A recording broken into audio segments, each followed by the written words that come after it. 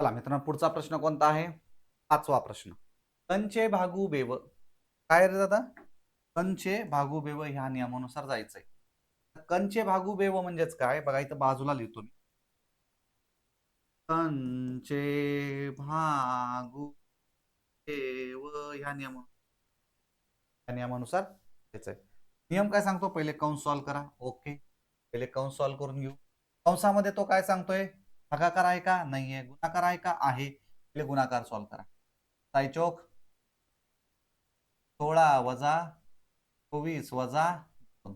इथपर्यंत सॉल्व्ह करू. पहिले कंस सॉल्व्ह करू. बारका कंस सॉल्व्ह करावा लागेल ना पहिले, मग मोठा, मग मोठा. लक्षात यायला लागले? बारक्यामध्ये सॉल्व्ह करत बसलो आपण. बघा, 16 मधून हे 2 वजा गेले, 14 राहिले, वजा हे 24 करा. वजा हे 24 करा. आता बघा, 14 वजा 24, 14 वजा 24, उत्तर किती आलं? वजा 10. उत्तर किती आलं? वजा 10. सिंपल आहे. आता ह्या ब्रॅकेटच्या बाहेर आहे ना, कर्ली ब्रॅकेट आहे, जे 14 वजा वजा 10, हा कर्ली ब्रॅकेट क्लोज, हा मोठा कंस क्लोज, हा 20 वजा, हा कंस बंद, 40 वजा, असं ते सुरुवात झाली. आता आपल्याला लक्षात येते वजा वजा काय असतंय? अधिक असतंय. हे वजा आणि हे वजा काय झालं राजा? अधिक झालं. 14 अधिक 10 किती झाले? 24 झाले. 20 वजा वजा वजा अधिक 20 वजा 24, 20 वजा 24, तर 40 वजा, आहे की नाही? हे ब्रॅकेट क्लोज. 20 वजा 24 वजा 4 वजा 40 वजा वजा अधिक 40 अधिक 4 बरोबर काय उत्तर आलं? 44. पर्याय क्रमांक 3 हे करेक्ट होत. पर्याय क्रमांक 3 हे करेक्ट. लक्षात आलं? चलो नेक्स्ट क्वेश्चन बघा. तर 26 27 23 22 सी यांची सरासरी 28 आहे. तर तर तर सी व डी यांची सरासरी किती आहे? हरकत नाही, समजून घेऊ. आता त्यांनी काय विचारलंय? सरासरी दिलेली आहे. 26 अधिक 27 अधिक 23 अधिक 22 अधिक सी अधिक डी बरोबर 28 ही सरासरी आहे. सरासरी म्हणजे काय? एकूण संख्येनं भागणं. 1 2 3 4 5 6, 6 न भागलं, हा 6 भागाकारात इकडचा कशात जाईल? गुणाकारात जाईल. हरकत नाही. आता बघा, त्यांची बेरीज करून घेऊ ना. 6 6 12 आणि 1 13, 13 आणि 3 16, 16 आणि 2 18, 18 ला 8, 5 6 ला 1, ठीक नाही? 1 2 3 4, 4 2 8 आणि 1 9, 98 अधिक सी अधिक डी बरोबरचं चिन्ह 28 गुणाकारामध्ये 6. 28 गुणाकारामध्ये 6, कारण 6 भागाकारात येतो, तिकडे कुठे जाणार? गुणाकारात जाणार. चला समजून घ्या मग. आता आता बघा, हा 98 ला पण इकडे पाठवायचा आपल्याला. तत्पूर्वी यांचा गुणाकार करून घेऊ. 8 सक 48 ला 8चा हातचा आला 4, 6 2 12, 12 आणि 4 16, 12 आणि 4 16. बरोबर झालं का रे? बरोबर झालं का? 8 सक 48 ला 8, 6 6 2 12, 12 आणि 4 16. ओके. आता बघा, हे सी आणि डी प्लस डी तसंच राहणार, बरोबरचं चिन्ह 68, इकडं प्लस मध्ये 98, इकडं मायनस मध्ये जाणार, वजा 98 होणार. म्हणजे 8 मधून 8 गेले 0 राहिले, 16 मधून 9 गेले 7 राहिले. सी प्लस डी 70 आलेले आहे. सी प्लस डी जर 70 असेल तर सरासरी काय असणार आहे? 35 असणार. निम्म करावं लागेल ना. ते निम्म कसं करावं लागेल? या 70 लाच मी असं लिहू शकतो ना, 35 गुणाकारामध्ये 2, ह्या 2 ला इकडे पाठवलं, काय येणार आहे मग? सी प्लस डी बरोबरच भागाकारामध्ये 2, पण तर भागाकारामध्ये 2 म्हणजे उत्तर आलं 35. पर्याय क्रमांक 4. पर्याय क्रमांक 4. समजलं काय भानगड? Yes or no? Yes or? समजलं, ठीक आहे. पुढचा प्रश्न. तर नळ के एका टाकीला 8 तासात भरते. ओके, काळकाम वेगचा प्रश्न आहे. के जो आहे तो एका टाकीला 8 तासात भरते. एल तीच टाकी 30 तासात भरते. दोन्ही एकत्रितरित्या किती तासात भरणार आहे? भले आपण शिकलेलो आहोत काळकाम वेग काय असतं. नॉर्मली एका तासाचं काम 1/8 प्लस एका तासाचं काम L चं 1/20 क्रॉस मल्टिप्लिकेशन करा आणि उत्तर काढा. 30 प्लस 8 आणि 20 किंवा 8 किती झालं 160. काय आलं उत्तर 28 भागाकारामध्ये 160. कॅल्क्युलेशन करा आणि उत्तर काढा. सांगा बरं उत्तर काय येतंय. चला आता बघा हे एका तासाचं काम झालं ना. झालं एका तासाचं काम. आता काय करायचं याला व्यस्त करायचं. मग आपल्याला संपूर्ण टाकी भरण्यासाठी किती तास लागतील हे उत्तर येईल ना. याला व्यस्त करा. व्यस्त केल्यावर काय येईल ते 60 भागाकारामध्ये 28 हे 14. 2 न भाग देत चला. काहीच नाही आला तर 2 न भाग देत चला ना. आपल्याला सोपं आहे की नाही. त्यासाठी 16 0 0 परत निम्म करा 40 हे निम्म करा 7 तर आलं 40/7 तास. 40/7 तास.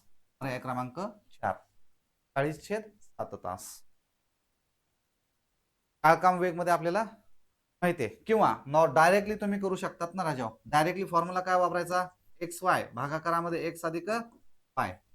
XY म्हणजे किती 8 गुणाकारामध्ये 20 भागाकारामध्ये आलं 28. आता बघा इथल्या इथे कॅल्क्युलेशन करू शकाल ना तुम्ही. बरोबर आहे की नाही. कसं बघा 4 दुनी 8 4 7 28 लक्षात 20 दुनी 40 40/7 झालं. एवढ्याच्यात पण उत्तर तुमचं येतं शॉर्टकट मध्ये. दोन्ही पद्धतीने तुम्हाला सांगितले. मला जी पद्धत वापरायची ती वापरा. ओके चला पुढचा प्रश्न.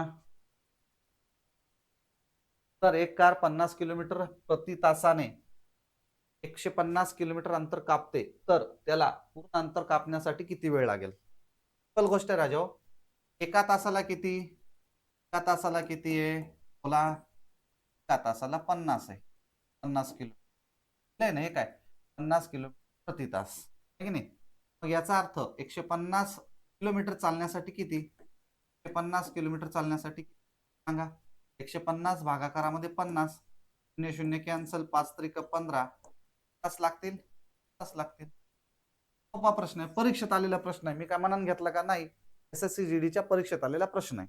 पर्याय क्रमांक 3 सॉरी बी 3 तास. पुढचा प्रश्न. तर 2 चौरसाच्या क्षेत्रफळाचे गुणोत्तर. बघा मित्रांनो 2 चौरस आहेत. काय 2 चौरस आहेत. ओके चौरस 1 चौरस 2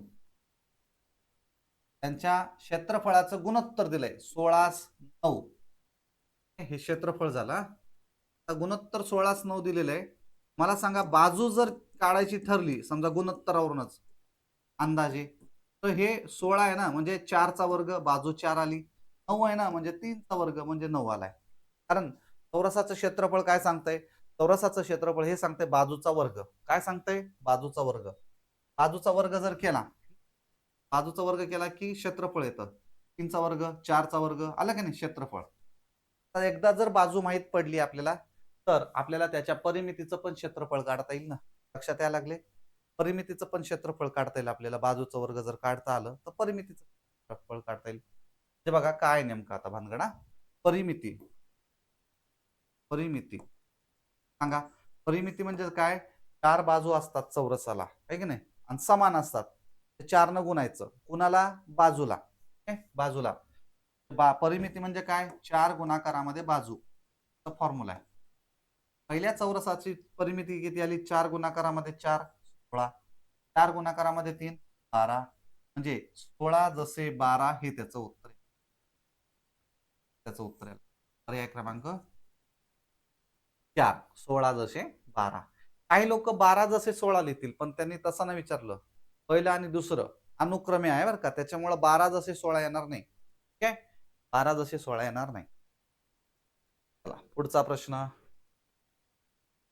तर AB 5:8 आहे BC 4:7 आहे ABC असे प्रश्न बरेच येतात बरं का. एकदम भारी प्रश्न हा. एकदम शॉर्टकट सांगतो तुम्हाला. एकदम शॉर्टकट बघा. प्रत्येक ठिकाणी शॉर्टकट असतो. एखाद्या टक्क्या प्रश्नांमध्ये शॉर्टकट नसतो. लिहायचं जसं A जसे B 5:8 आहे. A ते B काय आहे 5:8 आहे. B जसे C 4:7 आहे. बी 4 ए 7 आणि विचारलं काय राजाओ ए बी सी ए जसे बी विचारलेलं आहे. काहीच करायचं नाही, मस्त अशी डिझाईन काढायची ऍड ढिंच्याक. डिझाईन काढली, लिहायचं. कसं लिहायचं उत्तर बघा.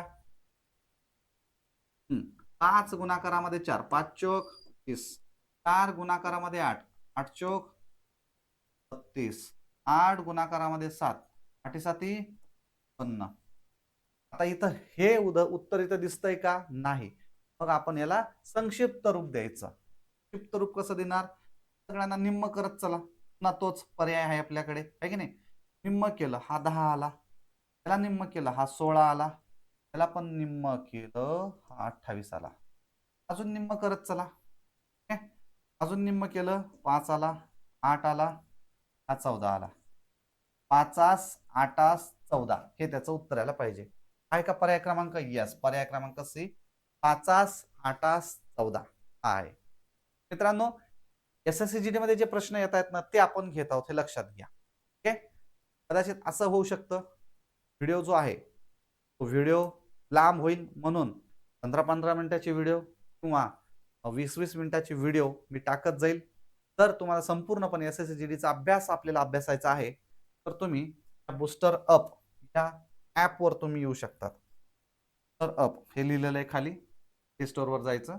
प्ले स्टोअरवर गेले तर प्ले स्टोअरवर गेले इथं booster UP TOOSTRUP Umesh Patil हे टाकायचं. त्याच्यामध्ये गेल्यानंतर मला SSCGD ची बॅच दिसेल, तुम्ही परचेस करा. याच्यात गणित, बुद्धिमत्ता परफेक्टली तुम्हाला बघायला भेटतील, प्लस विज्ञान लाईव्ह प्लस रेकॉर्डेड बॅचेस असतील. तुम्हाला लक्षात ठेवा हे लाईव्ह प्लस. आणि इंग्लिशचे तुम्हाला QIQ भेटतील. एकाच बॅच मध्ये इंग्लिश ग्रामर QIQ. बाकीचे जे विषय आहेत समजा GS चे ते तुम्हाला PDF स्वरूपामध्ये काही नोट्स त्याच्यामध्ये दिले जातील. कारण आपण जे बोलतो तेच देणार. बस फापट पसारा मी बोलणार नाही. तुम्ही बॅच घ्यावी म्हणून बोलणार नाही. बॅच घ्या किंवा नका घ्या, ते मला जमल ते मी दिलंय. गणित बुद्धिमत्ता लाईव्ह प्लस रेकॉर्डेड राहील. विज्ञान रेकॉर्डेड प्लस लाईव्ह.